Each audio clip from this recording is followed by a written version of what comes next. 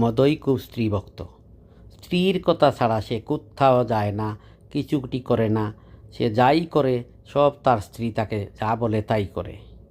তো এই নিয়ে যে যাই বলুক তাতে মদইর কিছু যায় আসে না। সে তার স্ত্রীর কথা মতো সেই বিয়ের প্রথম দিন থেকেই চলে আসছে।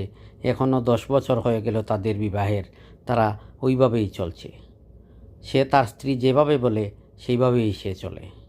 তো একদিন একটা অনুষ্ঠানে গেল তারা। অনুষ্ঠানে গিয়ে একটা আয়োজন করা হলো, একটু আনন্দ করার জন্যই অনুষ্ঠানে বলা হলো যে যারা স্ত্রীভক্ত তারা বাম দিকে আসেন।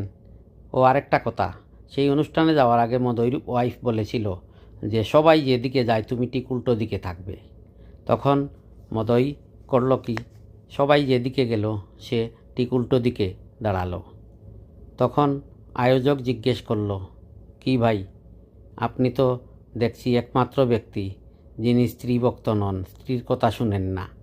সবাই স্ত্রীর কথা শুনে তারা ওই দিকে গেল, আর আপনি স্ত্রীর কথা শুনেন না, স্ত্রীভক্ত নয়, তাই আপনি এই দিকে দাঁড়ালেন।